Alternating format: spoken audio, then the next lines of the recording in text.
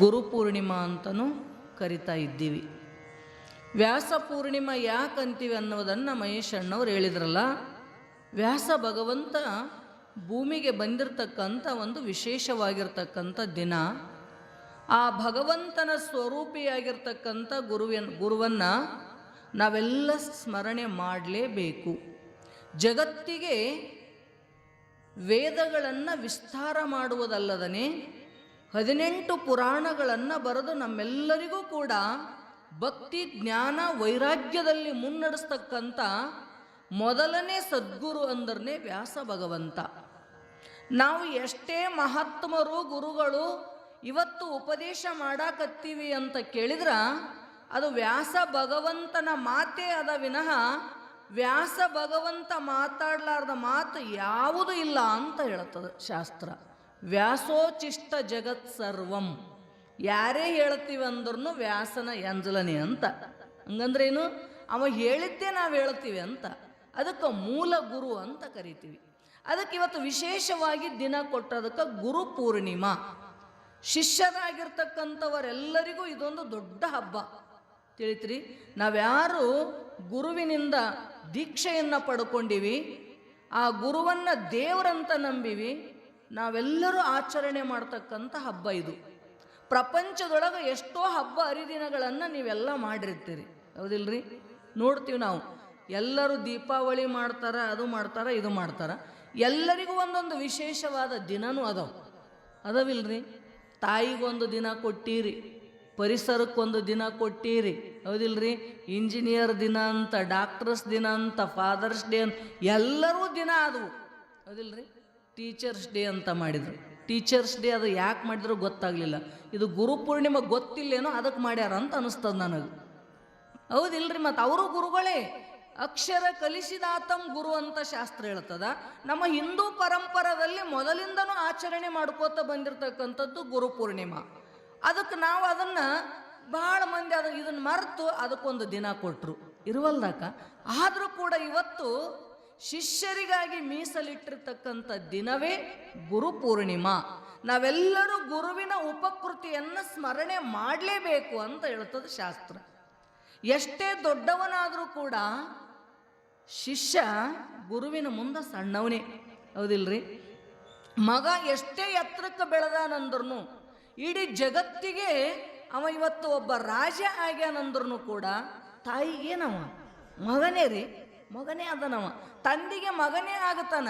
ಹಂಗೆ ನಾವು ನಮ್ಮ ಜೀವನದೊಳಗೆ ಯಾವ್ಯಾವ ಕ್ಷೇತ್ರದೊಳಗೆ ಉನ್ನತಿಯನ್ನು ಪಡ್ಕೊಂಡಿದ್ದೀವಿ ಅಂದ್ರೆ ಅದರಿಂದ ಒಬ್ಬ ಗುರುವಿನ ಕರುಣೆ ಕೃಪಾ ಇರಲಾರ್ದೆ ನಾವು ಯಾರು ಮುಂದುವರಲಿಕ್ಕೆ ಸಾಧ್ಯನೇ ಇಲ್ಲ ಜಗತ್ತಿನೊಳಗೆ. ಅದಕ್ಕೆ ಶಾಸ್ತ್ರಗಳಪ್ಪ, ನೀನು ಸದ್ಗುರುನಾಥನನ್ನು ನಂಬು ಅಂತ ಹೇಳ್ತಾರ ಅವರು. ಗುರುವಿನಿಂದ ಅಸಾಧ್ಯವಾಗಿರ್ತಕ್ಕಂಥದ್ದು ಏನದರಿ ಜಗತ್ತಿನೊಳಗೆ. ಒಮ್ಮೆ ಸದ್ಗುರುನಾಥ ಕೃಪಾ ಮಾಡಿದ ಅಂದ್ರೆ ಕ್ವಾಣನಂತ ಕ್ವಾಣ ವೇದ ಓದ್ಯದ ಮನುಷ್ಯರು ನಾವ್ಯಾಕೆ ದೇವರಾಗಕ್ಕಿಲ್ಲ? ಆಗಕ್ಕಿಲ್ಲೇನ್ರಿ? ಸಾಧ್ಯ ಅದು. ಆದ್ರೆ ನಾವು ನಂಬಿಲ್ಲ ಅಷ್ಟೇ ಗುರುಗಳನ್ನು. ಅದರಪ್ಪ ಎಲ್ಲರಿಗೂ ಗುರುಗಳು ಮಾಡ್ಕೋಬೇಕಂತ ಹೇಳ್ತಾರಂತ ಗುರುಗಳು ಮಾಡ್ಕೊಂಡಿವಿ ಅಷ್ಟೇ. ಆದ್ರೆ ಶಿಷ್ಯನಾಗಲಿಕ್ಕೆ ಪ್ರಯತ್ನ ಮಾಡು, ಗುರುವಿನ ಕರುಣೆಯನ್ನು ಪಡಿಲಿಕ್ಕೆ ಪ್ರಯತ್ನ ಮಾಡು. ಗುರುಕೃಪಾದೊಳಗೆ ಅಸಾಧ್ಯವಾಗಿರ್ತಕ್ಕಂಥ ಶಕ್ತಿ ಅದ. ಅದಕ್ಕೆ ಅವ್ರಂತಾರ ಶಿಷ್ಯ ಅಂತ ಯಾರಿಗೆ ಕರಿಬೇಕ್ರಿ? ಶಿಷ್ಯಸ್ತು ಕೋಯೋ ಹೇಳಿದರು ಶಂಕರಾಚಾರ್ಯರು. ಯಾರಿಗೆ ಶಿಷ್ಯ ಅನ್ನಬೇಕ್ರಿ ಅಂತ ಕೇಳಿದ್ರ ದೀಕ್ಷಾ ತಗೊಂಡವು ಶಿಷ್ಯ ಅಲ್ಲ ಏನ್ರಿ, ದಿನಾ ಮಠಕ್ಕೆ ಬರೋರು ಶಿಷ್ಯ ಆಗಂಗಿಲ್ಲ. ಯಾರಿಗೆ ಶಿಷ್ಯ ಅನ್ನಬೇಕ್ರಿ ಅಂತ ಕೇಳಿದ್ರ ಅವ್ರು ಹೇಳಿದ್ರು ಗುರು ಭಕ್ತ ಏವ. ನೋಡ್ರಿ, ಯಾರು ಆಗ್ತಾರಂದ್ರೆ ಗುರುವಿನಲ್ಲಿ ಅಪಾರವಾಗಿರ್ತಕ್ಕಂಥ ಪ್ರೇಮವನ್ನು ಯಾವನು ಇಟ್ಟುಕೊಂಡಾನ ಅವನಿಗೇನೆ ಶಿಷ್ಯ ಅಂತ ಕರಿಬೇಕು. ತಿಳಿತಿಲ್ರಿ? ನಾವೆಲ್ಲ ಶಿಷ್ಯರಾಗಬೇಕಾದ್ರೆ ಮೊಟ್ಟ ಮೊದಲು ಸದ್ಗುರುನಾಥ ಅಂದ್ರೆ ದೇವ್ರು ಅಂತ ತಿಳ್ಕೋಬೇಕು.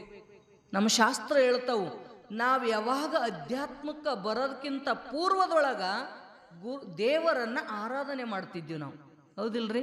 ದೇವ್ರ ಪೂಜೆ ಎಲ್ಲಿ ತನ ಮಾಡ್ಬೇಕಂದ್ರೆ ಗುರು ಸಿಗತನ ದೇವ್ರ ಪೂಜೆ ಮಾಡಬೇಕು. ಯಾವಾಗ ಸದ್ಗುರುನಾಥ ಸಿಕ್ಕ ಅಂದ್ರ ಅವಾಗ ಸದ್ಗುರುನೇ ನಿನ್ನ ಪಾಲಿನ ದೈವ. ತಿಳಿತ್ರಿ? ಯಾವ ಗುರುಗಳ ಅವಶ್ಯಕತೆನೂ ಉಳಿಲಿಲ್ಲ ಅಲ್ಲಿ. ಒಬ್ಬ ಸದ್ಗುರುನಾಥನ ಕೃಪಾ ನಿನ್ನ ಮೇಲೆ ಐತಂದ್ರ ಸಮಸ್ತ ದೇವತೆಗಳ ಕೃಪಾ ನಿನ್ನ ಮೇಲೆ ಆಗುತ್ತದ. ಯಾಕಂತ ಕೇಳಿದ್ರ ಸದ್ಗುರುನಾಥನ ಪಾದದೊಳಗ ಎಲ್ಲಾ ದೇವತೆಗಳು ವಾಸ ಮಾಡ್ಯಾರ. ಹೌದಿಲ್ರಿ? ಸದ್ಗುರುಚಿ ಅಂಗುಷ್ಟಿ ಕೋಟಿ ಕೋಟಿ ದೇವಾಂಚಿ ಸ್ಥಿತಿ ಅಂತ ಹೇಳ್ತಾರ ಮಹಾರಾಷ್ಟ್ರ ಸಂತರು. ಸದ್ಗುರುನಾಥನ ಪಾದದೊಳಗ ಹೆಬ್ಬೆರಳಿನೊಳಗ ಕೋಟಿ ಕೋಟಿ ದೇವತೆಗಳು ವಸ್ತಿ ಮಾಡ್ಯಾರಂದ್ರ ಅಂತ ಸದ್ಗುರುನಾಥನ ಪಾದ ಪೂಜೆ ಮಾಡಿದಂದ್ರ ಕೋಟಿ ದೇವತೆಗಳು ತೃಪ್ತಿ ಆದ್ರ ಅಂತ. ಎಷ್ಟು ತಾಕತ್ತಿರ್ಬೇಕ್ರಿ ಗುರುವಿನಲ್ಲಿ. ಅಷ್ಟೇ ನಂಬಿಕೆ ಬೇಕು ಶಿಷ್ಯನೊಳಗ.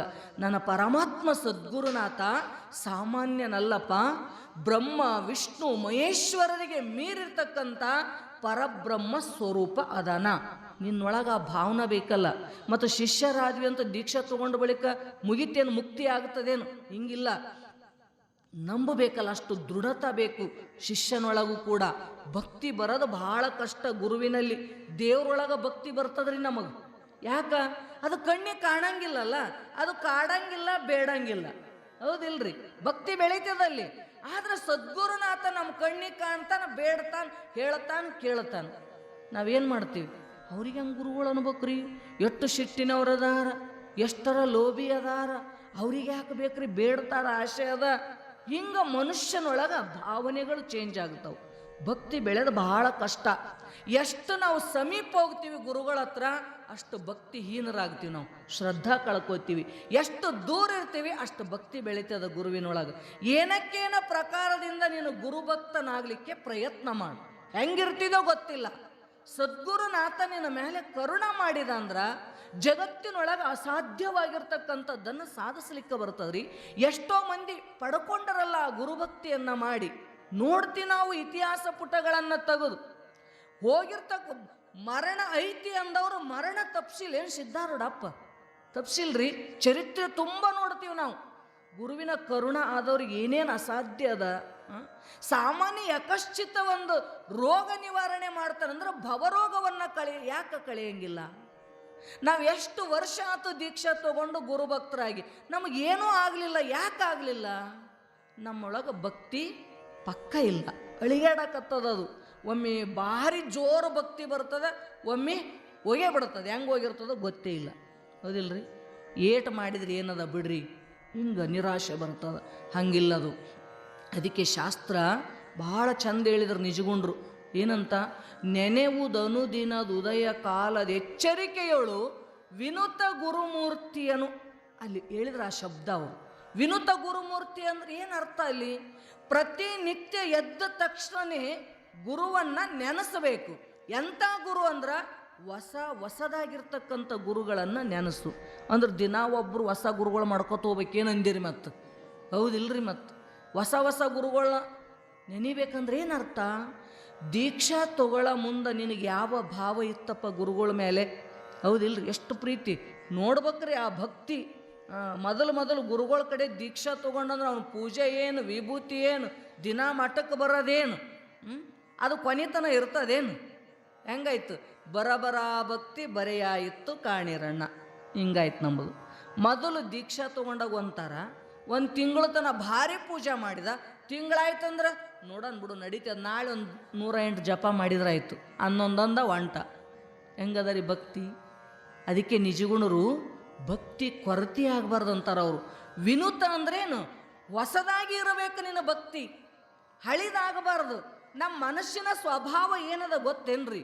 ಯಾವುದೇ ಒಂದು ವಸ್ತುವನ್ನು ಪ್ರೀತಿ ಮಾಡಿ ಬಯಸ್ತದ, ಅದು ಸಿಕ್ತು ಅಂದ್ರೆ ಅದನ್ನು ಹಳಿದು ಮಾಡಿ ಹಾಕಿಬಿಡ್ತದೆ ಒಂದು ಕ್ಷಣದಾಗ. ಹೌದಿಲ್ರಿ? ಹೊಸ ಗಾಡಿ ತೊಗೋಬೇಕಂತ ಮನಸ್ಸಾಗ್ಯದ, ಭಾಳ ಕಷ್ಟಪಟ್ಟು ಗಾಡಿ ತೊಗೊಂಡ್ರಿ. ಹೌದಿಲ್ರಿ? ಹೊಸ ಗಾಡಿ ಇದ್ದಾಗ ದಿನ ಒರೆಸ್ತಾನೆ, ಮುಂಜಾನೆ ಮಧ್ಯಾಹ್ನ ಸಂಜೆಗೊಮ್ಮೆ. ಒಂದು ತಿಂಗಳಾಯ್ತಂದ್ರೆ ಹೋಯ್ತದು. ಏನು ಹೊಲಸಾದರೂ ಕೊಳತರು ಏನು ನೋಡಂಗ ಇಲ್ಲ. ಅದು ಹಳಿದಾಯ್ತಲ್ಲ, ಮನಸ್ಸು ಹಳಿದು ಮಾಡಿ ಹಾಕಿತ್ತು ನೋಡ್ರಿ ಆ ವಸ್ತುವನ್ನು. ಹಂಗೆ ಸದ್ಗುರುನಾಥನನ್ನು ಹಳಿದಾಗಿ ಮಾಡಕ್ಕೆ ಹೋಗ್ಬೇಡಂತಾರ ಅವ್ರು. ಹೆಂಗ್ರಿ? ಹೊಸದಾಗಿ ಇರಬೇಕು.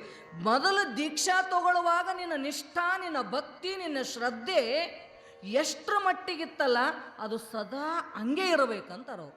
ಹಂಗಿತ್ತು ಅಂದ್ರೆ ವಿನುತ ಗುರುಮೂರ್ತಿಯನ್ನು ನೀನು ನೆನೆಸ್ತಾ ಇದ್ದಿ ಅಂದ್ರೆ ಮುಕ್ತಿ ಯಾಕೆ ಆಗಂಗಿಲ್ಲ ಅಂತಾರೆ ನಿಜಗೊಂಡ್ರು. ದಿನ ಮಾಡಿ ಕೆಲಸ, ಪ್ರತಿನಿತ್ಯ ಎದ್ದ ತಕ್ಷಣ ಮೊದಲು ಗುರುಗಳು ನೆನೆಸು, ಪರಮಾತ್ಮನನ್ನ ನೆನೆಸು, ನಿನ್ನನ್ನು ನೀ ಸ್ಮರಣೆ ಮಾಡ್ಕೋ. ನನಗೆ ಶಾಸ್ತ್ರಗಳು ಆತ್ಮ ಅಂತಾರ, ದೇಹ ಅಲ್ಲ ಅಂತಾರ, ಇಂದ್ರಿಯ ಅಲ್ಲ ಅಂತಾರ, ಮನಬುದ್ಧಿಯಾದಿಗಳಲ್ಲ ಅಂತಾರ, ಎಲ್ಲವನ್ನ ಅರಿಯುವಂಥ ಅರುವೆ ನಾನಂತ ಹೇಳ್ತಾರಲ್ಲ, ಅದು ಕರೆನೂ ಸುಳ್ಳು. ಅದ್ರ ಬಗ್ಗೆ ಒಂದು ಕ್ಷಣ ಇಟ್ಟು ವಿಚಾರ ದಿನ ಮಾಡ್ತಾ ಮಾಡ್ತಾ ಹೋದೆ ಅಂದ್ರೆ ನಿನಗಹುದು ಮುಕ್ತಿ ಅಂತ ಬರೀತಾರೆ ನಿಜಗೊಂಡ್ರು. ಅವ್ರ ಮಾತು ಸುಳ್ಳಾಗ್ತವೇನ್ರಿ? ಸಾಧ್ಯನೇ ಇಲ್ಲ. ಆದ್ರೆ ನಮ್ಮೊಳಗೆ ಏನಾಗ್ಯದ ಅಂದ್ರೆ ಭಕ್ತಿ ಗಟ್ಟಿ ಆಗೋಲ್ತದ, ಕಳ್ಕೊಳ್ತದ ಭಾವನಾ. ಏನಾದರೂ ಒಂದು ಮನಸ್ಸು ದೋಷಗಳನ್ನು ಹುಡುಕಿ ಹಳಿದು ಮಾಡಕ್ಕೆ ನಿಂದಿರ್ತದ. ಅದಕ್ಕೆ ಅವ್ರು ಏನು ಹೇಳಕತ್ತಾರ, ಗುರುಭಕ್ತನಾಗಿ ಸದ್ಗುರುನಾಥನನ್ನು ಒಮ್ಮೆ ನಂಬಿದೆ ಅಂದ್ರೆ ನಿನ್ನ ಪ್ರಾಣ ಹೋದರೂ ಕೂಡ ನಂಬಿಕೆಯನ್ನು ಕಳ್ಕೊಳಕ್ಕೆ ಹೋಗ್ಬೇಡ. ಅದಕ್ಕೆ ಅವರು ಶಿಷ್ಯ ಅಂತ ಅವನಿಗೆ ಅಂತಾರ. ಯಾರಿಗೆ ಅನ್ಬೇಕಂತ್ರಿ? ಗುರುಭಕ್ತಿಯನ್ನು ಅಳವಡಿಸ್ಕೊಂಡಿರ್ತಕ್ಕಂಥ ವ್ಯಕ್ತಿನೇ ಪರಮಾತ್ಮನ ಭಕ್ತಿ, ಸದ್ಗುರು ಭಕ್ತಿ ಮಾಡ್ತಾನ. ದೇವರಿಗಿಂತ ಸದ್ಗುರುನಾಥ ಶ್ರೇಷ್ಠ ಅದನ. ಆ ಗುರು ಸಿಕ್ಕ ಅಂದ್ರೆ ಯಾವ ತೀರ್ಥ ಕ್ಷೇತ್ರ, ಯಾವ ದೇವಸ್ಥಾನಕ್ಕೂ ಹೋಗುವ ಅವಶ್ಯಕತೆಯೂ ನಿನಗಿಲ್ಲ ನೋಡ್ರಿ. ಯಾಕಂದ್ರೆ ಎಲ್ಲ ತೀರ್ಥಗಳು ಗುರುಪಾದದೊಳಗದವ್ರಿ, ಎಲ್ಲ ತೀರ್ಥಗಳು. ಅದು ಒಂದು ಸದ್ಗುರುನಾಥನನ್ನು ಗಟ್ಟಿಯಾಗಿ ಹಿಡಿದೆ ಅಂದ್ರೆ, ಸದ್ಗುರುನಾಥ ಇವ ನನ್ನ ಶಿಷ್ಯ ಅದನಂತ ಒಪ್ಕೊಂಡ ಅಂದ್ರೆ ನಿನ್ನ ಕೆಲಸನ ಮುಗೀತು. ಏನು ಅಸಾಧ್ಯವಾಗಿರ್ತಕ್ಕಂಥದ್ದನ್ನು ಜಗತ್ತಿನೊಳಗೆ ಸಾಧ್ಯ ಮಾಡಿ ಕೊಡ್ತಾನೆ ಅಷ್ಟೇ. ಅವನನ್ನು ನಂಬು, ಅವನ ವಚನದಲ್ಲಿ ವಿಶ್ವಾಸ ಇಡು. ಅದಕ್ಕೆ ಶಿಷ್ಯಾಚೆ ಪ್ರಥಮ ಲಕ್ಷಣ ಸದ್ಗುರು ವಚನ ಪರಿಪಾಲನ. ನೋಡ್ರಿ, ಸದ್ಗುರು ಶಿಷ್ಯನ ಮತ್ತೊಂದು ಲಕ್ಷಣ ಏನು ಅದಂತ ಕೇಳಿದ್ರ, ಸದ್ಗುರುನಾಥನ ಮಾತು ಅಂದ್ರೆ ವೇದ, ಅದುವೇ ಶಾಸ್ತ್ರ. ಅದಕ್ಕೆ ಗುರು ವಚನವೇ ಶ್ರುತಿ, ಗುರು ವಚನವೇ ಸ್ಮೃತಿ, ಗುರು ವಚನವೇ ವೇದ ಪುರಾಣ ಆಗಮ ಇನಿಯಳೆ ಅಂತಾರೆ ಯಾಜ್ಞವಲ್ಕ್ಯರು. ಮೈತ್ರ, ಸದ್ಗುರುನಾಥನ ಮಾತು ಅಂದ್ರೆ ಸಾಮಾನ್ಯ ಅಲ್ಲ. ಯಾವ ಶಾಸ್ತ್ರ ವೇದ ಪುರಾಣಗಳನ್ನು ಓದುವ ಅವಶ್ಯಕತೆ ನಿನಗಿಲ್ಲ. ಸದ್ಗುರುನಾಥನ ಮಾತೇ ವೇದ ಅದ ನೋಡು. ಆ ಮಾತನ್ನು ದೃಢವಾಗಿ ಹಿಡ್ಕೊಂಡೆ ಅಂತ ಕೇಳಿದ್ರ ನಿನಗೆ ಇಹ ಮತ್ತು ಪರದ ಭೋಗಕ್ಕೆ ಏನು ಕೊರತೆ ಇಲ್ಲ. ಮುಕ್ತಿ ಅಂತಕ್ಕಂಥದ್ದು ನಿನಗೆ ದಾಸಾಗಿ ಬೆನ್ನತ್ತದ. ಆ ತಾಕತ್ತು ಗುರುವಿನ ಕರುಣಾದೊಳಗೆ ಅದ ಅಂತ ತಿಳ್ಕೊಂಡನೇ ಮಹಾತ್ಮರು ಪ್ರಪಂಚದ ಪದಾರ್ಥಗಳನ್ನು ಯಾಕೆ ಬೇಡ್ತಿದೆಯಪ್ಪ, ಸತ್ಯನಿತ್ಯವಾಗಿರ್ತಕ್ಕಂಥ ವಸ್ತುವನ್ನು ಸದ್ಗುರುನಾಥನಿಗೆ ಬೇಡಿದೆ ಅಂದ್ರೆ ನಿನಗೆ ಕೊಡ್ತಕ್ಕಂಥ ಶಕ್ತಿ ಆ ಗುರುವಿನೊಳಗದ. ಅದಕ್ಕೆ ನಂಬು ಸದ್ಗುರುನಾಥನನ್ನು. ಆ ನಂಬಿಕೆ ಗಟ್ಟಿಗೊಂಡು ನಿಷ್ಠಾದೊಳಗೆ. ಅದಕ್ಕೆ ಅಪ್ಪರು ಹೇಳಿದ್ರಲ್ಲ ನಿಮಗೆ, ಅಧಿಕ ಮಾಸದೊಳಗೆ ಎಷ್ಟು ಚಂದ ಪ್ರವಚನ. ವಿಶ್ವಾಸ ಬೇರೆ, ಶ್ರದ್ಧಾ ಬೇರೆ, ನಿಷ್ಠಾ ಬೇರೆ. ವಿಶ್ವಾಸ ಅಳಿಗಾಡ್ತದ, ಶ್ರದ್ಧಾನೂ ಅಳಿಗಾಡ್ತದ. ನಿಷ್ಠಾ ಅಂದ್ರೇನು? ನಿತರಾಮ್ ನಿಶ್ಚಯೇನವ ಸ್ಥಿತಿ ನಿಷ್ಠಾ. ಶಾಸ್ತ್ರ ಅದಕ್ಕೊಂದು ಲಕ್ಷಣ ಬರೀತು. ಸದಾ ನಿಶ್ಚಲವಾಗಿರ್ತಕ್ಕಂಥ ಸ್ಥಿತಿಗೇನೆ ನಿಷ್ಠಾ ಅಂತ ಕರಿತೀವಿ ನಾವು. ಒಮ್ಮೆ ನನ್ನ ಸದ್ಗುರುನಾಥ ಪರಮಾತ್ಮ ಅಂತ ನಂಬಿದೆ ಅಂದ್ರೆ 1000 ಶಾಸ್ತ್ರಗಳು 1000 ಜನ ಬಂದು ನಿನಗೆ ಸುಳ್ಳದ ಅಂತ ಹೇಳಿದ್ರು ನೀನು ಆ ಮಾತನ್ನು ನಂಬಬೇಡ. ನಿನಗೆ ಯಾಕೆ ಮುಕ್ತಿ ಆಗಂಗಿಲ್ಲಪ್ಪ?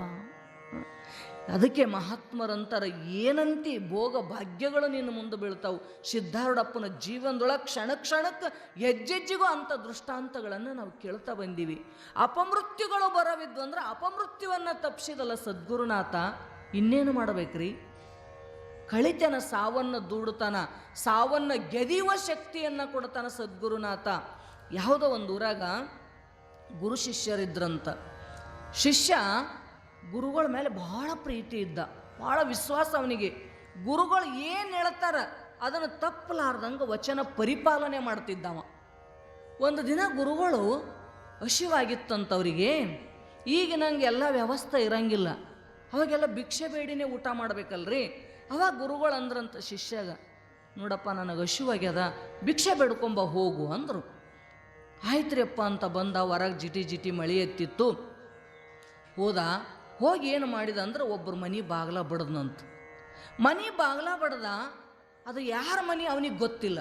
ಒಟ್ಟು ಗುರುಗಳು ಹೋಗಂದಾರ, ಹೋಗ್ಬೇಕಂತ ಹೋಗಿ ಬಾಗ್ಲ ಬಡ್ದ. ಬಡಿಯೋದ್ರೊಳಗೆ ಅದ್ರೊಳಗಿಂದ ಒಬ್ಬ ತಾಂತ್ರಿಕ ಮನುಷ್ಯ ಹೊರಗೆ ಬಂದ. ಸಿದ್ಧಿ ಮಾಡ್ಕೊಂಡಿರ್ತಾವ ನೋಡ್ರಿ, ಸಿದ್ಧಿ ಮಾಡಿರ್ತಾರಲ್ಲ ಆ ಮನುಷ್ಯ ಹೊರಗೆ ಬಂದ. ಇವ ಭವತಿ ಭಿಕ್ಷಾಂದೇಹಿ ಅಂದ. ಅವನಿಗೆ ಸಿಟ್ಟು ಬಂತು. ಅಲ್ಲೋ, ಯಾರ ಮನೆ ಮುಂದೆ ಬಂದು ಭಿಕ್ಷಾ ಬೇಡಕತ್ತಿ ನೀನು ಅಂತ ಕೇಳಿದ್ರು ಅವ್ರು. ಯಾರಿಗೆ ಬೇಡಕತ್ತಿದ್ ಭಿಕ್ಷಾ? ಇಲ್ಲ, ನನ್ನ ಸದ್ಗುರುನಾಥನ ಆಜ್ಞೆ ಆಗ್ಯದ, ಗುರು ಭಿಕ್ಷಾ ಅಂದೇಹಿ ಅಂದ. ನನ್ನ ಗುರುವಿಗೆ ಭಿಕ್ಷಾ ಕೊಡ್ರಿ ಅಂತ ಬೇಡ್ಕೊಂಡ. ಸಿಟ್ಟು ಬಂತವನಿಗೆ. ಅಲ್ಲ, ನನ್ನ ಮನೆಗೆ ಭಿಕ್ಷಾ ಬೇಡಕ್ಕೆ ಬಂದದ್ದಲ್ದ ಮತ್ತು ಗುರುಸ್ತುತಿ ಮಾಡ್ತಿದ್ದೇನು? ಅವಂದ ಇದ್ದಂಗೆ ಹೇಳತ್ತಿನ್ನ, ನನ್ನ ಸದ್ಗುರುನಾಥ ಸಾಮಾನ್ಯ ಅಲ್ಲಪ್ಪ, ನನ್ನ ಸದ್ಗುರುನಾಥ ಬ್ರಹ್ಮ ವಿಷ್ಣು ಮಹೇಶ್ವರ ಸ್ವರೂಪ ಅದಾನ, ಅದಕ್ಕೆ ಮೀರಿರ್ತಕ್ಕಂಥ ಸ್ಥಿತಿ. ಅಂಥ ಸದ್ಗುರುನಾಥ ನನಗೆ ಆಜ್ಞೆ ಮಾಡಿದ. ಗುರು ಆಜ್ಞೆಯನ್ನು ಪಾಲನೆ ಮಾಡ್ತಕ್ಕಂಥದ್ದು ಶಿಷ್ಯನಾಗಿರ್ತಕ್ಕಂಥವನ ಕರ್ತವ್ಯ. ತಿಳಿತ್ರಿ? ಅದಕ್ಕೆ ಗುರು ಆಜ್ಞೆ ಯಾವನು ಪಾಲನೆ ಮಾಡ್ತಾನ ಅವನಿಗೆ ನರ ಅನ್ನಬೇಡ್ರಿ, ಅವನೇ ಪರಮಾತ್ಮ ಅನ್ರಿ ಅಂದ್ರ ಅವ್ರು. ಗುರುವೇ ನಿಮ್ಮ ಆಜ್ಞೆಯನ್ನು ಮೀರದೆ ನಡೆಯುವವನು ನರನು ಎನ್ನಲು ಬೇಡ, ಪರಮಾತ್ಮನವನಿ ಶಾಸ್ತ್ರ ಹೇಳ್ತವು. ಅಂಥ ಸದ್ಗುರುನಾಥನ ಆಜ್ಞೆ ಪಾಲನೆ ಮಾಡ್ತಾ ಭಿಕ್ಷೆ ಬೇಡಕತ್ತೀನಿ, ಭಿಕ್ಷಾ ಕೊಡ್ರಿ ಅಂದ. ಸಿಟ್ಟು ಬಂತು. ಮತ್ತು ನನ್ನ ಮುಂದೆ ಸ್ತುತಿ ಮಾಡಬೇಡ ಅಂದ್ರೆ ಮತ್ತೊಬ್ಬರು ಸ್ತುತಿ ಮಾಡ್ತಿದ್ದೇನು? ಯಾಕ? ನಾನೇ ದೊಡ್ಡವಂತಕ್ಕಂಥ ದುರಹಂಕಾರ ಅವನಿಗೆ. ಯಾಕೆ? ಸಿದ್ಧಿ ಪುರುಷ ಇದ್ದ, ಏನಂತನದು ಮಾಡ್ತಿದ್ದ. ಸಾಯಂದವ್ರು ಸಾಯ್ತಿದ್ರು, ಬದುಕಂದವ್ರು ಬದುಕಿಸ್ತಿದ್ದ. ಆ ತಾಕತ್ತಿತ್ತು ಸಿದ್ಧಿಗಳಿಂದ. ಅದಕ್ಕೆ ಅವನಿಗೆ ಸಿಟ್ಟು ಬಂತು. ಮತ್ತು ನನ್ನ ಮುಂದೆ ನನಕ್ಕಿಂತ ದೊಡ್ಡವಾದನಂತ ಒಬ್ಬ ಹೇಳಕ್ಕೆ ಬಂದಿದ್ದೇನೆ ಇಲ್ಲಿಗೆ. ನಾಳೆ ನೀ ಸೂರ್ಯನ ಮುಖನೇ ನೋಡಂಗಿಲ್ಲ ಹೋಗು ಅಂತ ಶಾಪ ಕೊಟ್ಟನಂತ. ಯಾರಿಗ್ರಿ? ಶಿಷ್ಯಾಗ್ರಿ. ನೀ ನಾಳೆ ಬೆಳಕರಿದ್ರಾಗ ನೀ ಇರಂಗ ಇಲ್ಲಿ ಹೋಗಿ ಸೂರ್ಯನ ನೋಡಂಗಿಲ್ಲ ಅಂದುಬಿಟ್ಟವ. ಅವನಿಗೊಂಥರ ಮನಸ್ಸಿಗೆ ಬೇಜಾರಾಯಿತು ಶಿಷ್ಯಾಗ. ನಾ ಗುರುಗಳ ಆಜ್ಞೆ ಪಾಲನೆ ಮಾಡ್ತಾ ಭಿಕ್ಷೆ ಬೇಡಕ್ಕೆ ಬಂದೆ, ಇವ ಹಿಂಗಂದಲ್ಲಪ್ಪ, ನನಗೆ ಸಾವು ಅಂದಲ್ಲ, ನನ್ನ ಬೆಳಕರಿದ್ರೆ ಸೂರ್ಯನ ನೋಡಂಗಿಲ್ಲ ಅಂದಲ್ಲ ಅಂತ ಅವನಿಗೆ ಮುಖ ಒಂದಿಷ್ಟು ಸಣ್ಣ ಆಯಿತು. ಯಾರಾದರೂ ಸಾವು ಅಂದ್ರೆ ಅನ್ಸುತ್ತೀವಿಲ್ಲ ನಾವು, ಹೇಳ್ತೀವಿ ದೊಡ್ಡ ದೊಡ್ಡ ಶಾಸ್ತ್ರ ಹೇಳೋ ಮುಂದೆ. ಬಂತು ಮೈ ಮ್ಯಾಗ ಅಂದ್ರೆ ನೋಡ್ರಿ, ಅವಾಗ ಇವನು ದೇವರು ಎಲ್ಲ ಗುರುಗಳು ನೆನಪಕ್ಕಾರ. ಸಂಧ್ಯಾಗಿನ ಗೊಂದೆಗಿನ ದೇವ್ರು ತರ್ತೀವಿ ನಾವು. ಸ್ವಭಾವದ ಜೀವೊಂದು ತಿಳಿತ್ರಿ. ಇದು ಜೀವ ಭಯ ಪಡ್ತದ ಸಾಯಕ್ಕೆ. ಅದಕ್ಕೆ ಗೊತ್ತಿಲ್ಲ, ನಾ ಸಾಯಂಗಿಲ್ಲ, ಶರೀರ ಸಾಯ್ತದಂತ ಗೊತ್ತಿಲ್ಲ ಅದಕ್ಕೆ ಜೀವಕ್ಕೆ. ಅದು ಒಮ್ಮೆ ಸಾಯ್ತದ ಆತ್ಮಜ್ಞಾನ ಆದ ಬಳಿಕ. ಆದರೂ ಕೂಡ ಶರೀರದೊಳಗೆ ತಾಧ್ಯಾತ್ಮ ಅಧ್ಯಾಸ ಇರೋದ್ರಿಂದ ಇದಕ್ಕೆ ಮರಣ ಇದ್ದರೂ ನನಗೆ ಮರಣ ಅಂತ ತಿಳ್ಕೊಂಡೀವಿ ನಾವು. ಹೌದ್ರಿ?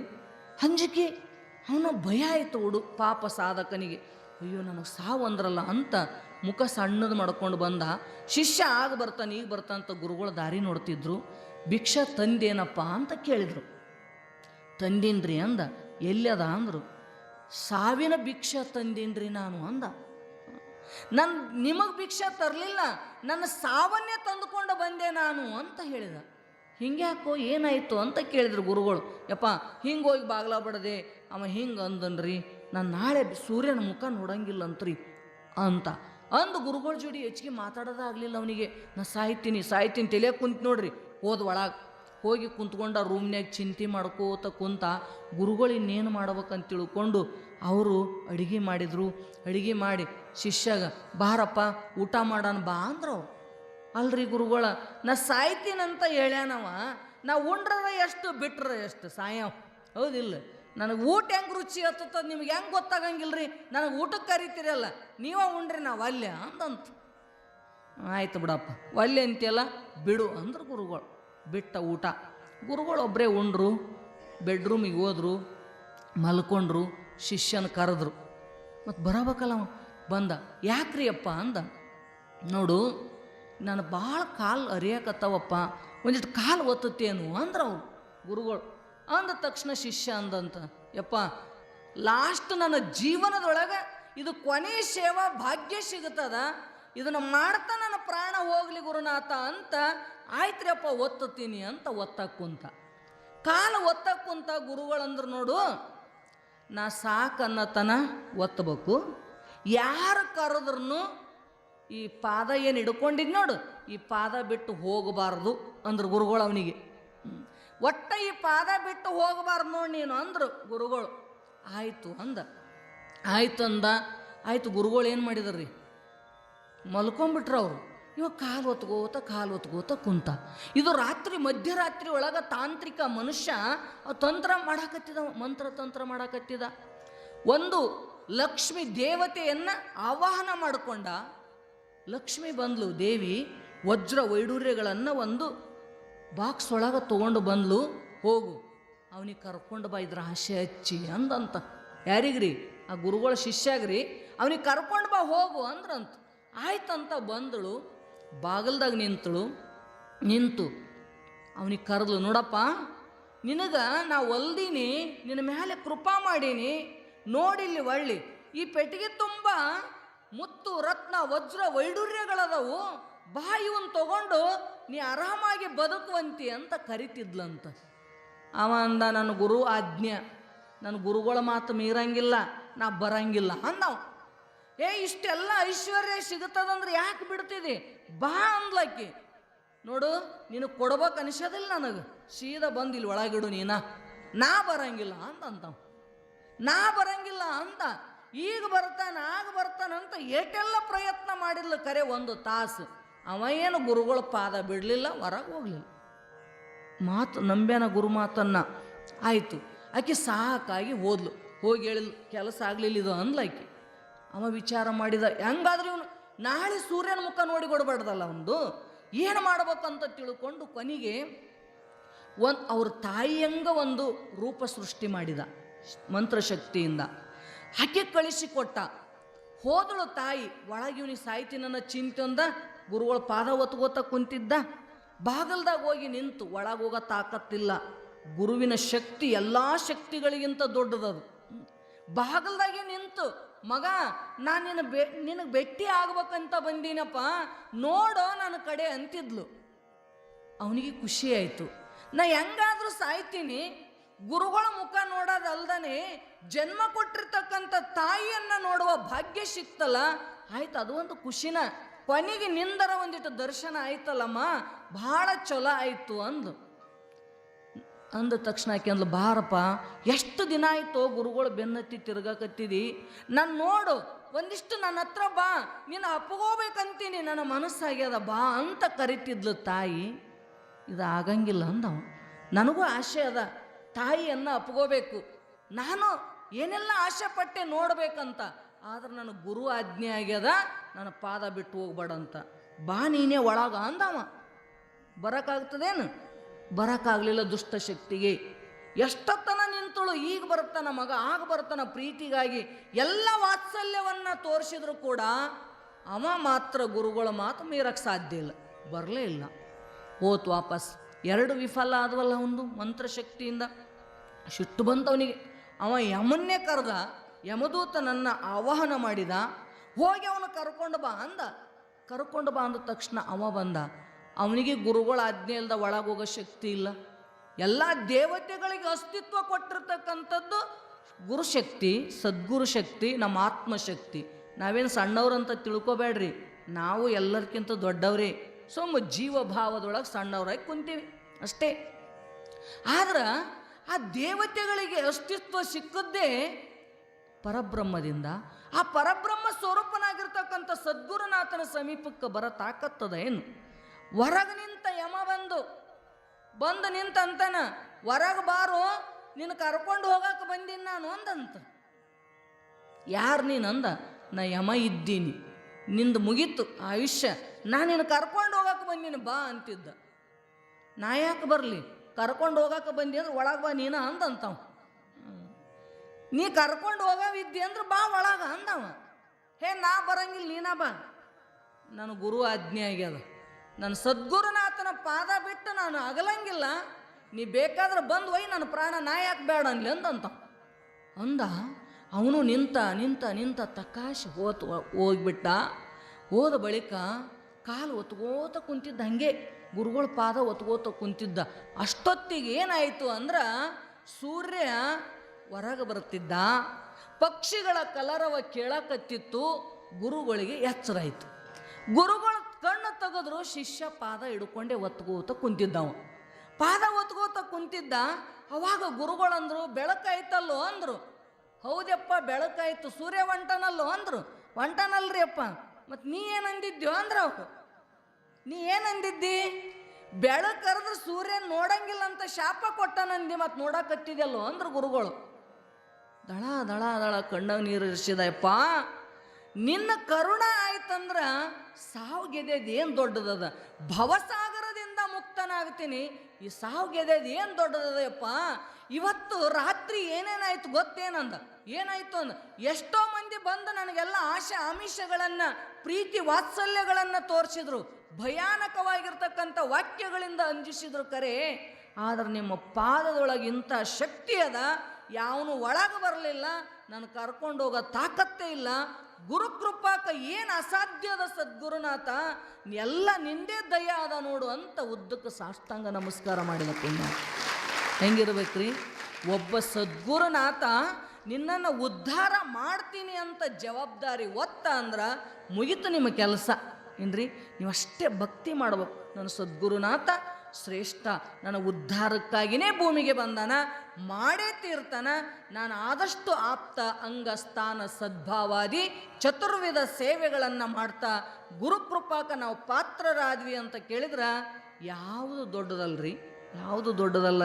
ಜಗತ್ತಿನೊಳಗೆ ಎಲ್ಲವೂ ಸುಲಭವಾಗಿ ಸಾಧ್ಯ ಆಗುತ್ತವಂತಕ್ಕಂಥ ರೀತಿ ಒಳಗೆ ಶಾಸ್ತ್ರಗಳು ಉಪದೇಶ ಮಾಡೋದ್ರಿಂದ ನಾವು ಕೂಡ ಗುರುಭಕ್ತರಾಗಿವಿ, ಶಿಷ್ಯರಾಗಿವಿ ಅಂದ್ರೆ ಸದ್ಗುರುನಾಥ ಏನು ಹೇಳ್ತಾನ ಆ ಮಾತನ್ನು ಚಾಚು ತಪ್ಪದೆ ಪಾಲನೆ ಮಾಡ್ರಿ.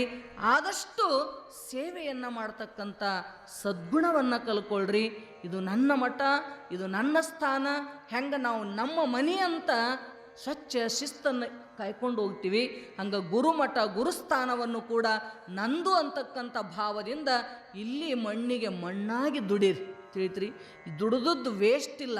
ಮನೆಗೆ ಏಟೆಲ್ಲ ಮಾಡಿದ್ರಿ, ಪುಣ್ಯ ಬಂದದ ಅಂದರೆ ನೀವು ಎಂದು ಗಂಡನು ಮಾಡ್ಕೊಂಡು ಮನೆಗೆ ಬಂದ್ರಿ, ಅಂದಿನ ಹಿಡ್ಕೊಂಡು ರೊಟ್ಟಿನೂ ಬಡಿದ್ರಿ, ಚಪಾತಿನೂ ಮಾಡಿದ್ರಿ, ಎಂದ್ರ ಪುಣ್ಯ ಬಂದದ ಅಂದಾರೇನು ಹೇಳ್ರಿ ನೋಡೋಣ.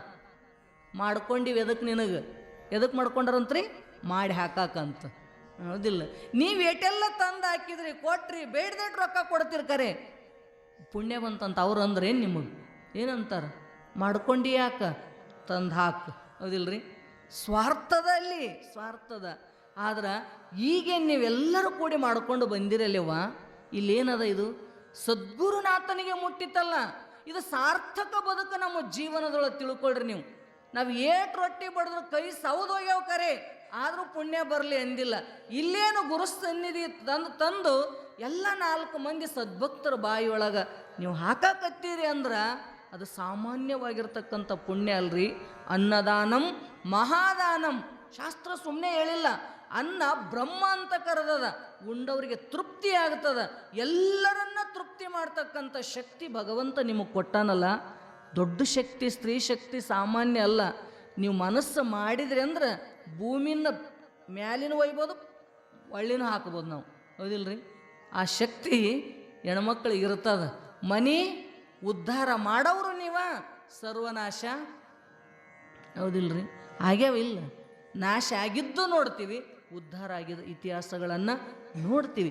ಹೇಳೋ ತಾತ್ಪರ್ಯ ನಮ್ಮೊಳಗೆ ಆ ತಾಕತ್ತದ, ಆ ಶಕ್ತಿ ಅದ ಅಂತ ತಿಳ್ಕೊಂಡನೇ ಶಾಸ್ತ್ರಗಳು ದೇವಿಯ ಸ್ವರೂಪ ಅಂತ ನಿಮ್ಮೆಲ್ಲರಿಗೂ ಕರ್ಕೊಂಡು ಬಂದಿದ್ದಾರೆ.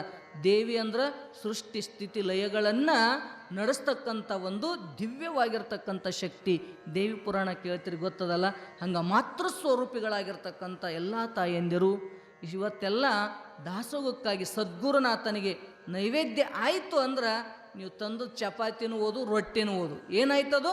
ಪ್ರಸಾದದೊಳಗೆ ಪರಿವರ್ತನೆಗೊಂಡು ಗುರುನಾಥನ ಪ್ರಸಾದ ನಿಮ್ಮೊಳಗೆ ಬಿತ್ತು ಅಂದ್ರೆ ಬಾಯಾಗ ಪ್ರಸನ್ನತೆ ಕೊಡ್ತದ. ನಮ್ಮ ರೋಗ ರುಜಿನಗಳು ಸಹಿತ ನಾಶ ಆಗಿ ಹೋಗಿಬಿಡ್ತಾವೆ. ಆ ಶಕ್ತಿ ಪ್ರಸಾದದೊಳಗದ. ಅದು ನಿಮ್ಮ ಭಾವನೆ ಹೆಂಗಿರುತ್ತದ ಹಂಗೆ ಸಿಗ್ತದೆ ನೋಡ್ರಿ ಫಲ.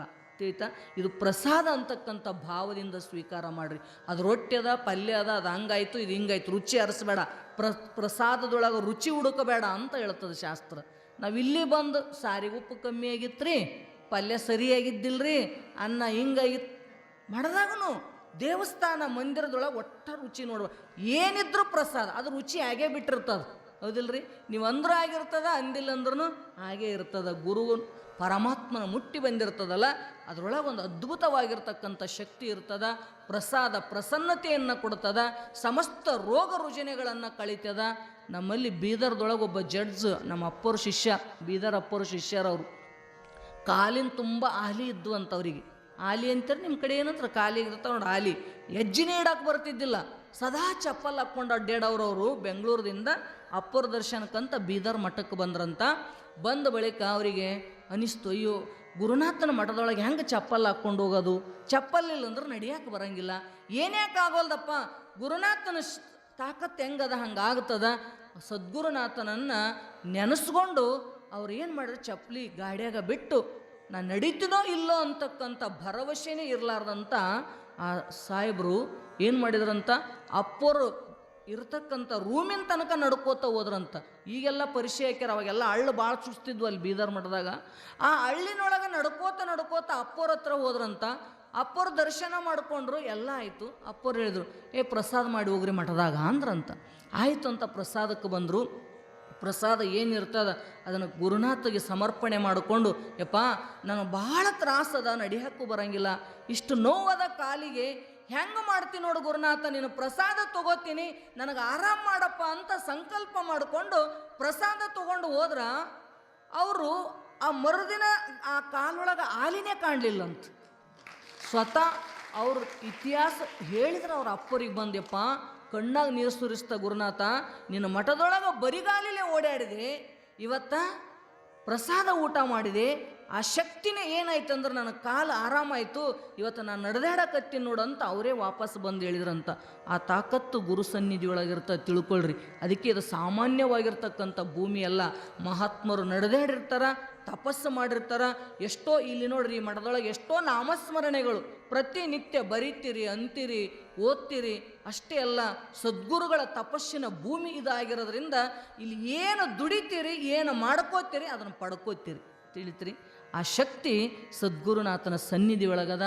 ಅದಕ್ಕೆ ತಾವೆಲ್ಲ ಕೂಡ ಗುರುವಿನ ಉಪಕೃತಿಯನ್ನು ಸ್ಮರಣೆ ಮಾಡಿರಿ, ಭಾವ ತುಂಬಿ ನಮಸ್ಕಾರ ಮಾಡಿರಿ. ನಮಗಂತೂ ಗುರುವಿಗೆ ಏನು ಕೊಡೋಕೆ ಸಾಧ್ಯ ಇಲ್ಲ. ಏನಿದ್ರೂ ಅನಿತ್ಯವಾಗಿರ್ತಕ್ಕಂಥದ್ದೇ ನಮ್ಮ ಹತ್ರ ಅದ.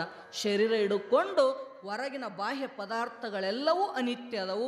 ಸದ್ಗುರುನಾಥ ನಿತ್ಯ ವಸ್ತು ಅದನ. ಆ ನಿತ್ಯ ವಸ್ತುವಿಗೆ ಅನಿತ್ಯವನ್ನು ಕೊಡೋಕ್ಕಂತೂ ಸಾಧ್ಯ ಇಲ್ಲ. ಇಷ್ಟೇ, ನನ್ನ ಹತ್ರ ಏನೂ ಇಲ್ಲಪ್ಪ, ನಮಸ್ಕಾರ ಒಂದು ಮಾಡ್ತೀನಿ ಭಾವದಿಂದ. ಹೌದಿಲ್ರಿ, ನಿನ್ನ ಪಾದ ಪಂಕುರುಹಕ್ಕೆ ಶರಣೆಂಬುದಲ್ಲದೆ ಪೆರತೇನು. ಮೈತ್ರ ಹೇಳ್ತಾಳೆ, ಸದ್ಗುರುನಾಥ ನಿನ್ನ ಚರಣಕ್ಕೆ ನಮಸ್ಕಾರ ಮಾಡೋದು ಬಿಟ್ರೆ ನನಗೆ ಮತ್ತೊಂದು ಏನೂ ಕೊಡೋಕೆ ಇಲ್ಲ ಅಂತಕ್ಕಂಥ ಭಾವದಿಂದ ನಾವು ಮನಸ್ಸನ್ನು ಸಮರ್ಪಣೆ ಮಾಡಿಕೊಂಡು ಗುರುನಾಥನಿಗೆ ಪ್ರಾರ್ಥನೆ ಮಾಡಿಕೊಂಡು ನಮ್ಮ ಜೀವನದೊಳಗೆ ಯಶಸ್ಸನ್ನು ಕಾಣಲಿಕ್ಕೆ ಬರ್ತದ. ಅಂಥ ಸದ್ಬುದ್ಧಿಯನ್ನು ಸಿದ್ಧಾರೂಢಪ್ಪ ನಿಮ್ಮೆಲ್ಲರಿಗೂ ಕೊಟ್ಟು ಕಾಪಾಡಲಿ. ಎಲ್ಲ ತಾಯಂದಿರು ವಿಶೇಷವಾಗಿ ಅಡುಗೆ ಮಾಡ್ಕೊಂಡು ಬಂದಿರಿ. ಇಲ್ಲಿನೂ ಕೂಡ ನಮ್ಮ ಮಹೇಶ್ ಅಣ್ಣವ್ರು ಅದೆಲ್ಲ ಭಾಳ ಪ್ರಯತ್ನ ಅವ್ರದ್ದು. ನಮ್ಮ ಅಪ್ಪವ್ರಂತ ಅವಾಗಿಂದ ಬರ್ತಾರೋ ಇಲ್ಲ ಅಮ್ಮವ್ರಂತ ಚಿಂತೆ ಅವರಿಗೆ. ಫೋನ್ ಮಾಡೇ ಮಾಡ್ತಿದ್ರು. ನಮ್ಮ ಅಣ್ಣನೂ ಮಾಡಿದ್ರು ನಿನ್ನೆ, ಮಾಲಿಂಗಪ್ಪಣ್ಣ. ಖರೆ ನಾನು ಕಾರ್ಯಕ್ರಮ ನಿನ್ನೆ ಸಾಯಂಕಾಲ ಮುಗೀತು, ಬರೋಕ್ಕೆ ಲೇಟ್ ಆಯಿತು. ಆದರೂ ಟೈಮ್ಗೆ ಕರೆಕ್ಟ್ ಬಂದು ಕಾರ್ಯಕ್ರಮ ಸದ್ಗುರುನಾಥನ ಕರುಣ ದಯ. ಇವತ್ತು ನಾವು ಏನಾದರೂ ಮಾತಾಡ್ತೀವಿ ಅಂದ್ರೆ ಇದು ಗುರುಕೃಪನೇ. ನಮ್ಮ ಹತ್ರ ಏನಿರ್ತದೆ ರೀ, ಏನು ಮಾಡೋಕೆ ಬರೋಂಗಿಲ್ಲ. ನಾವು ಸಾಮಾನ್ಯವಾಗಿರ್ತಕ್ಕಂಥ ಮನುಷ್ಯರು ಇಟೆಲ್ಲ 4 ಮಾತುಗಳನ್ನು ಆಡ್ತೀವಿ ಅಂದ್ರೆ ಒಳಗೆ ಕುಂತಿರ್ತಕ್ಕಂಥ ಆ ಸದ್ಗುರು ಶಕ್ತಿನೇ ಇಷ್ಟೆಲ್ಲ ಮಾತಾಡಿಸ್ತದ. ನಾವು ಮಾತಾಡ್ತೀವಿ ಅಂದ್ರೆ ನಮ್ಮ ಅಳುವಲ್ಲದು. ತಿಳಿತಿಲ್ರಿ. ಅದಕ್ಕೆ ಸದ್ಗುರು ಅಪ್ಪವರು ನಾವಂತೂ ಹುಬ್ಬಳ್ಳಿ ಬಿಟ್ಟು ಬರೋಕ್ಕಾಗಿಲ್ಲ ಅಂದ್ಬಿಟ್ರೆ ಅವ್ರು ಎಷ್ಟು ಆರಾಮ್ ಉಳಿದ್ರು ಅವ್ರು ಗುರು ಸನ್ನಿಧಿಯೊಳಗೆ. ನಾ ಬೀದರ್ಗೆ ಹೋಗ್ಬೇಕಂತ ನಾ ಸಂಕಲ್ಪ ಮಾಡಿದ್ದೆ.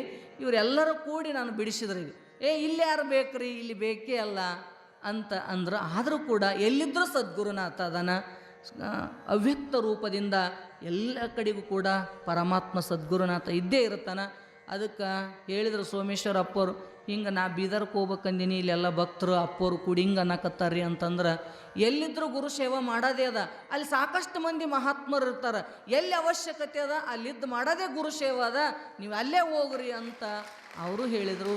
ಅದು ಒಂದು ಕಾರಣಕ್ಕಾಗಿ ನಾವು ಅಲ್ಲಿ ಹೋಗೋದು ಬಿಟ್ಟು ಇಲ್ಲಿಗೆ ಬಂದ್ವಿ. ತಮ್ಮೆಲ್ಲರೂ ಕೂಡ ತನು ಮನ ಧನವನ್ನು ಸಮರ್ಪಣೆ ಮಾಡ್ಕೊಂಡಿದ್ದೀರಿ. ಪ್ರತಿ ಶನಿವಾರ ಕಾರ್ಯಕ್ರಮ ಪ್ರತಿನಿತ್ಯ ಅಂತೂ ಶ್ರೀಮದ್ ಭಾಗವತ ಸದ್ಗುರುಗಳ ಆಜ್ಞೆ ಮೇರೆಗೆ ನಡೆಯಕತ್ತದ. ನಿಮಗೆ ಯಾರಿಗೆ ಟೈಮ್ ಇರ್ತದೆ, ಒಂದು ತಾಸು ಇರ್ತದೆ, ಏನು ಕರೆಕ್ಟ್ 7 ಗಂಟೆಗೆ ಚಾಲು ಆಯ್ತಂದ್ರೆ 8ಕ್ಕೆ ಮುಗಿದು ಬಿಡ್ತದೆ. ಕೇಳ್ಬೇಕಂತಕ್ಕಂಥ ಆಸಕ್ತಿ, ಶ್ರವಣ ಬಲ ಭಾಳ ದೊಡ್ಡದಿರ್ತದೆ. ಮತ್ತು ಇವರೆಲ್ಲ ಹೇಳಕತ್ತಿದ್ದೇನದ, ಇವರು ಶ್ರವಣ ಬಲದ ಮ್ಯಾಗೇ ಹೇಳ್ತಾರೆ. ನೀವು ನಿಂದ್ರಿಸಿದ್ರೆ ನೀವು ಹೇಳ್ತೀರಿ, ನೀವೇನು ಸಾಮಾನ್ಯ ಅಲ್ಲ. ಹಂಗೆ ನಿಮಗೂ ಕೂಡ ಆ ಶಕ್ತಿ ಕೇಳೋದ್ರಿಂದನೇ ಬರ್ತದ. ಅದಕ್ಕೆ ತಾವೆಲ್ಲರೂ ಕೂಡ ದಿನನಿತ್ಯ ಬರೋರು ಬರ್ರಿ.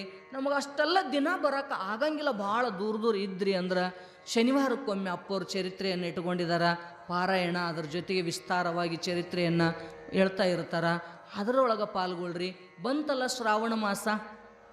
ಶ್ರಾವಣ ಮಾಸ ಅಂತ ಎದಕ್ಕೆ ಅಂತೀರವ? ಶ್ರವಣ ಮಾಡೋದಕ್ಕೆ ಶ್ರಾವಣ ಮಾಸ, ತಿಳಿತಿಲ್ರಿ? ಕೇಳದ ಮಾಸ. ಅದು ಒಂದು ತಿಂಗಳು ಕೇಳಕ್ಕೆ ಇಟ್ಟಾನಂತ ಪರಮಾತ್ಮ. ಏನು ಕೇಳೋದು? ಚಾಡಿನಿಂದ ಅಲ್ಲ, ಮಂದಿ ಸುದ್ದಿ ಅಲ್ಲ, ಸದ್ಗುರುನಾಥನಿಗೆ ಸಂಬಂಧಪಟ್ಟಿರ್ತಕ್ಕಂಥ ಲೀಲೆಗಳನ್ನು, ಕಥೆಗಳನ್ನು, ಪುರಾಣಗಳನ್ನು ಕೇಳಲಿಕ್ಕೆ ನಮಗೆ ವರ್ಷದಾಗ ಒಂದು ತಿಂಗಳವನ್ನು ಪರಮಾತ್ಮ ಮೀಸಲಾಗಿ ಇಟ್ಟಿದ್ದಾನ. ಅದಕ್ಕೆ ಶ್ರವಣ ಮಾಸ ಅಂತ ಕರೀತಾರ. ಆದರೆ ನಿಮ್ಮಲ್ಲಿ ವಿಶೇಷವಾಗಿ 15 ದಿವಸಗಳ ಪರ್ಯಂತರವಾಗಿ ಅನುಭಾವಿಗಳಾಗಿರ್ತಕ್ಕಂಥ ಸದ್ಗುರು ಅಪ್ಪಾಜಿಯವರು ಬಹಳ ಸುಂದರವಾಗಿರ್ತಕ್ಕಂಥ ಅನುಭವ. ಎಲ್ಲ ಮಹಾತ್ಮರು ತಲೆದೂಗ್ತಕ್ಕಂಥ ಅಷ್ಟೆಲ್ಲ ಕಷ್ಟಪಟ್ಟು ನೋಡ್ರಿ ನೀವು, ಎಷ್ಟು ವಿದ್ಯೆ, ಇಷ್ಟು ವಯಸ್ಸಿನೊಳಗೆ ಎಷ್ಟು ನಿರರ್ಗಳವಾಗಿ ವಚನಗಳನ್ನು, ಶ್ಲೋಕಗಳನ್ನು ಉಚ್ಚಾರ ಮಾಡ್ತಕ್ಕಂಥ ಶಕ್ತಿ ಸಾಮಾನ್ಯ ತಪಸ್ಸಲ್ಲದು, ಗೊತ್ತಾಗೋರಿಗೆ ಆಗ್ತದ. ಅಂಥ ಸದ್ಗುರುಗಳಿಂದ ಕೇಳ್ತಕ್ಕಂಥ ಭಾಗ್ಯ ನಿಮ್ಮೆಲ್ಲರಿಗೂ ಸಿಗುತ್ತದ. ಇವತ್ತು ಭಾಳ ಮಂದಿ ಇದ್ದೀರಿ ಅಂತ ಹೇಳಕತ್ತೀನಿ. ಅದಕ್ಕೆ ಶ್ರಾವಣ ಮಾಸದೊಳಗೆ ತಪ್ಪಲಾರ್ದಂಗೆ ಬರ್ರಿ. ಅವಾಗನೂ ಕೂಡ ಸೇವೆಯನ್ನು ಈಗಾಗಲೇ ಬರೆಸಿದರ ಪುಣ್ಯಾತ್ಮರು.